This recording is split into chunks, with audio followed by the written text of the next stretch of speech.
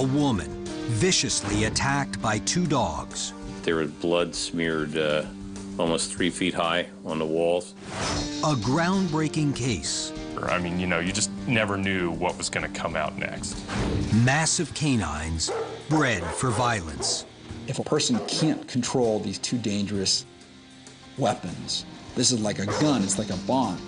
But are these dogs really to blame? She didn't ask to be bred this way. She didn't ask to be owned by these people.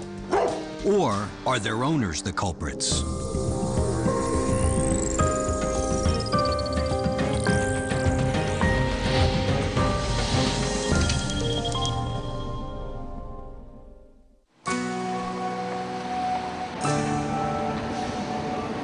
January 26, 2001, San Francisco.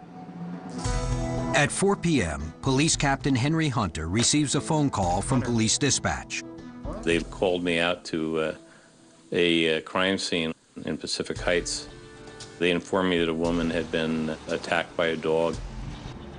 Hunter heads to the address, a chic vintage apartment building located in San Francisco's elite Pacific Heights neighborhood. When Hunter steps off the elevator, he comes face to face with a horrifying scene. There was blood smeared almost 3 feet high on the walls for a length of 20 to 30 feet. There was clothing torn and strewn about. At the end of the hall, a female victim lays naked, covered in blood. Every inch of clothes torn off her body except for one sock. Emergency medical technicians arrive on the scene. They find 33-year-old Diane Whipple barely breathing and unable to speak. She is rushed to San Francisco General Hospital. Police follow the trail of blood that leads down the hall to the apartment door of 45-year-old Marjorie Knoller, the owner of the dogs responsible for the attack. She and her husband, Robert Noel, both criminal defense attorneys, live 2 apartments down from Diane Whipple with their 2 Presa Canarios, Bane, a male, and Hera, a female. After the attack, Knoller managed to get Bane into her apartment behind closed doors, but Hera was still loose in the hall when police arrived. Animal control came up. They fired 3 tranquilizer darts into Bane in order to bring him down, and they also had to loop the dogs with the neck holders and bring him out. He was still very aggressive. With both dogs under control, police look to the only witness for answers. At the scene, they take this picture of Marjorie Knoller, covered in the victim's blood. Today is January 26th of 2001. I'm speaking with Marjorie Knoller. That's correct. Okay. In an audio-taped interview with police, Knoller recounts what happened in the hallway. She says she was in front of her apartment door, having just returned from walking her 2 dogs. At the other end of the hallway, Diane Whipple was carrying a bag of groceries and opening her own door. Then, without warning, Hera began barking and set Bane off. He turned his head and saw the woman at the end of the hallway and reacted to her negatively.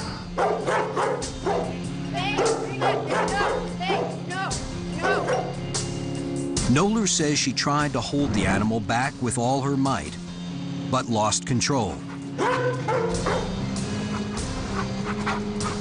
The 120-pound dog charged straight for the 5'3", 110-pound Whipple.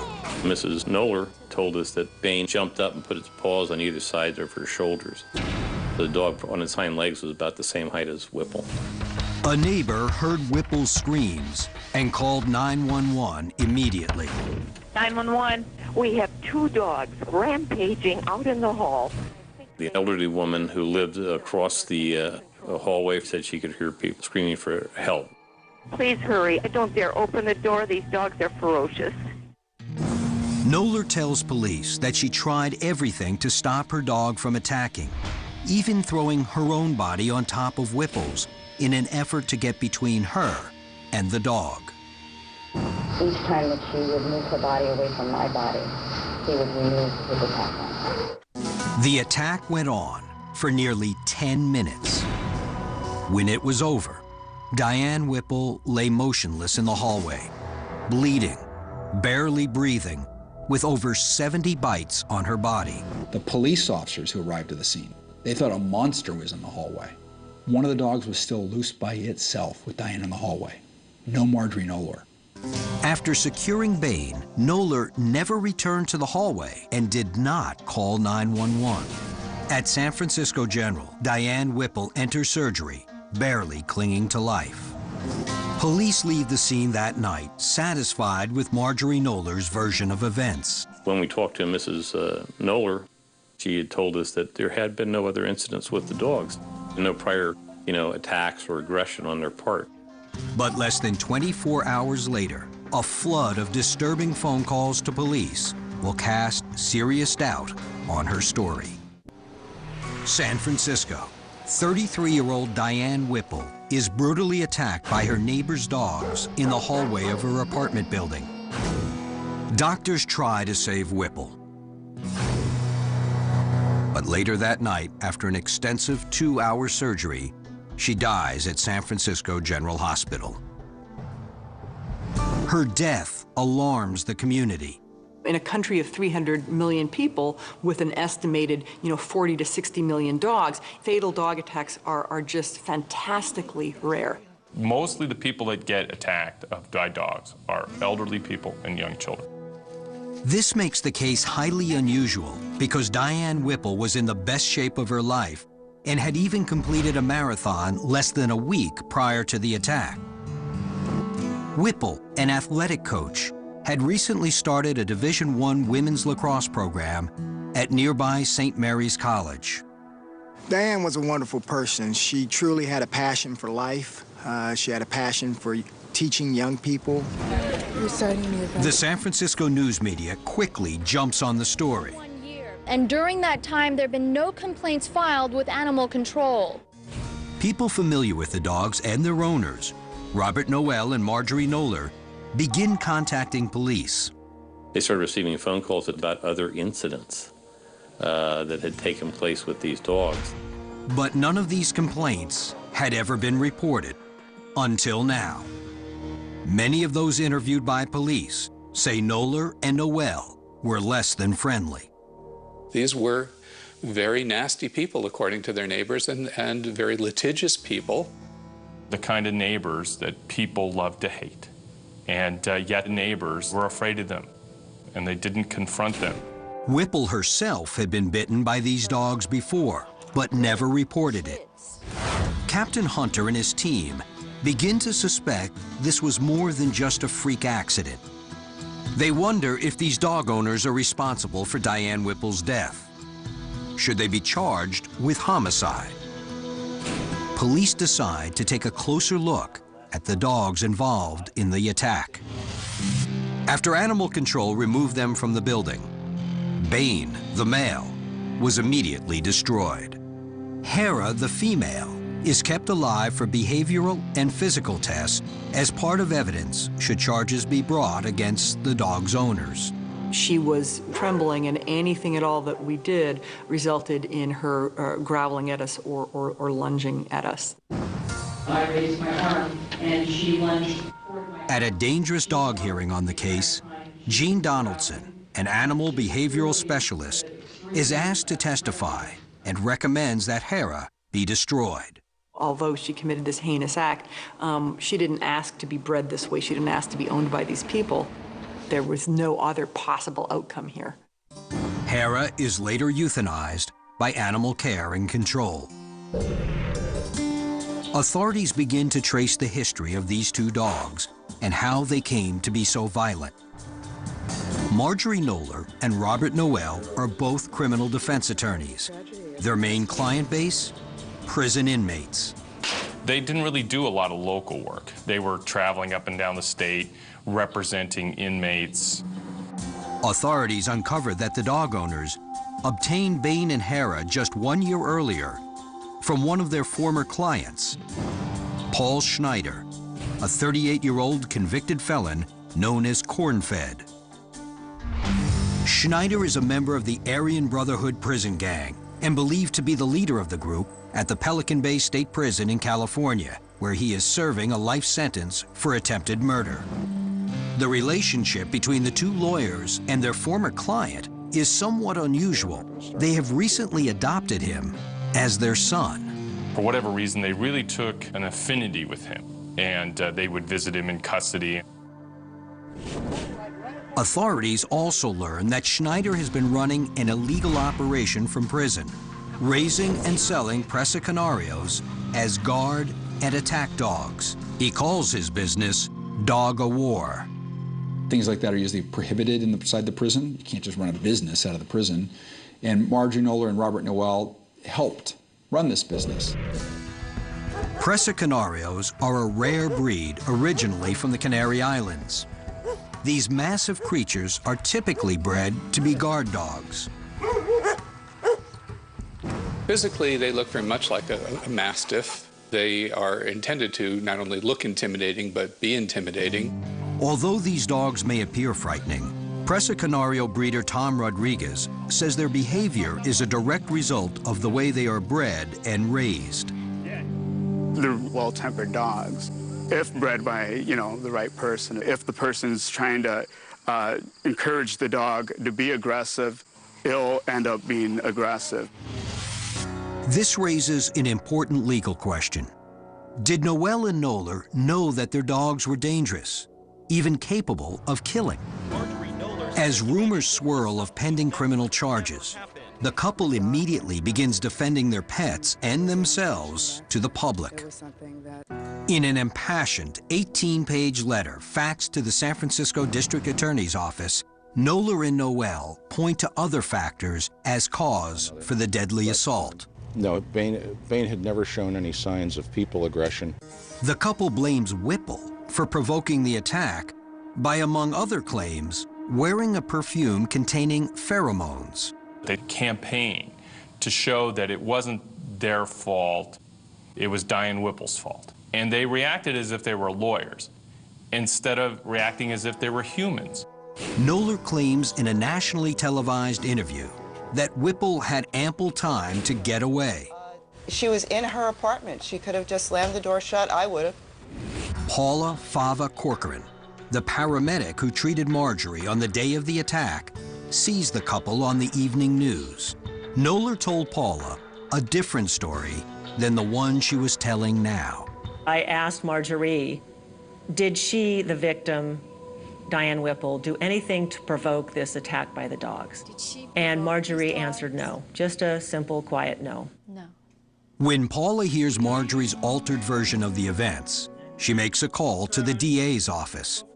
After hearing this story and several others that seem to contradict Noller's, Assistant DA Jim Hammer believes that she and her husband not only knew what their dogs were capable of, but were also aware of their aggression. If a person can't control these two dangerous weapons, and she knows that 100%, and she's been told by people, hey, this could kill people, this is like a gun, it's like a bomb. I mean, there is no reason Diane Whipple shouldn't be alive today walking with us. Hammer asks a grand jury to consider manslaughter charges for both Noel and Noller. But what the jury comes back with surprises even the prosecution. March 2001. A San Francisco grand jury deliberates over charges against Robert Noel and Marjorie Noller in the killing of 33-year-old Diane Whipple by their two dogs. The jury indicts the couple on charges of involuntary manslaughter. That it would be best to adjourn. And in an unprecedented turn of events, they request another verdict form for second-degree murder in the case against Marjorie Noller. There'd never been a murder case in the state of California involving a dog mauling. It's not your typical case of you pulled the trigger, you planted the bomb. And we had to convince the jury that Marjorie Noller herself was personally responsible for what these dogs did that day. Because of the enormous publicity surrounding this case, the trial is moved from San Francisco to Los Angeles. February 19th, 2002, opening arguments begin. The prosecution's task, to prove this was an act of implied malice. The implied malice is You do something so inherently dangerous to human life that can kill somebody, and you know about it. And she says, I just don't care. I'm going to do whatever I want to do. That's murder. Hammer calls over 30 witnesses that testify to incidents in which Bain and Hara exhibited dangerous behavior in their owner's presence. All of a sudden, I hear this god-awful snarling sound. I immediately looked up, and I see these two dogs coming at me.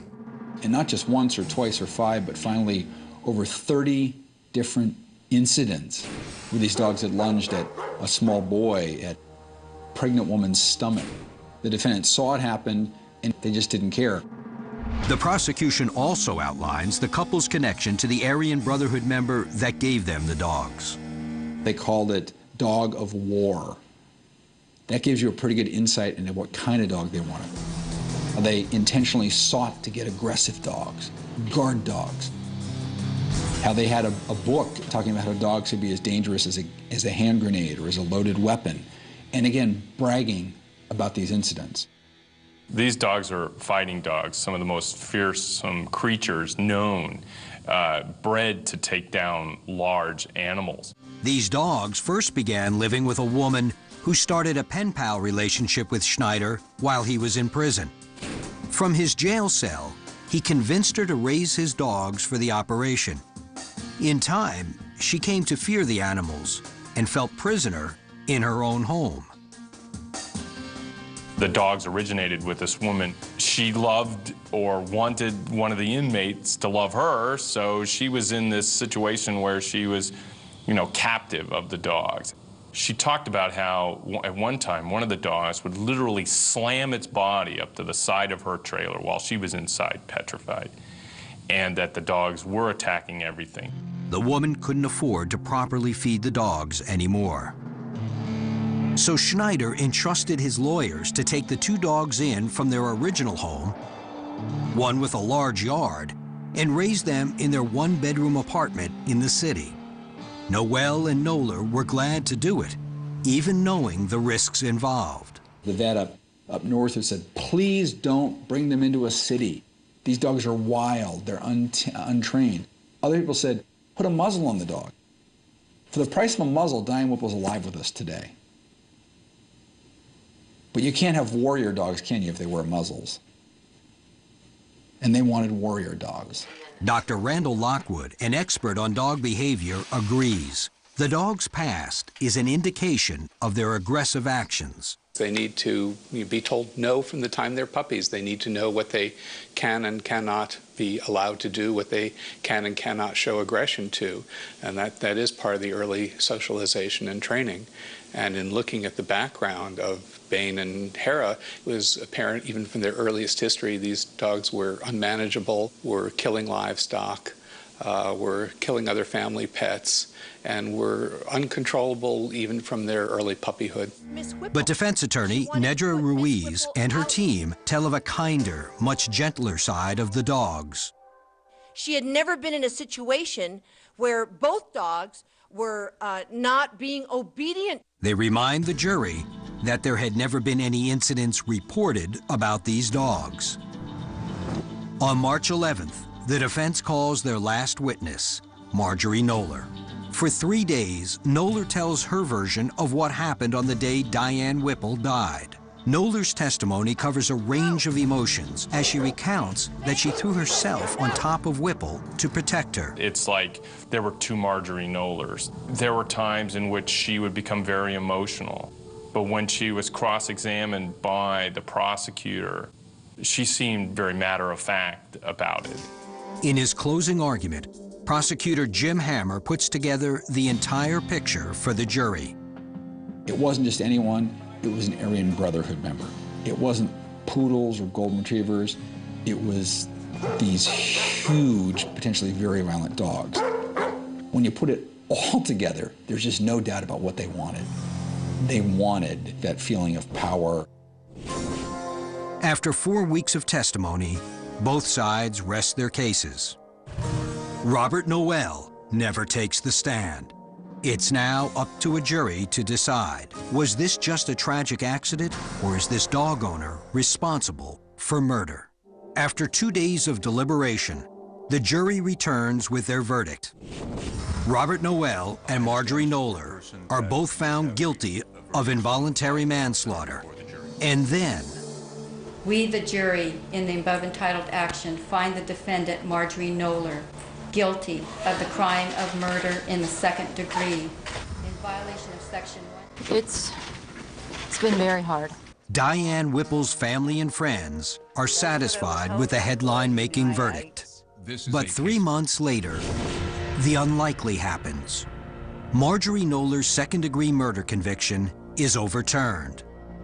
The trial judge concludes that the state failed to prove that she knew her dogs would fatally attack her neighbor.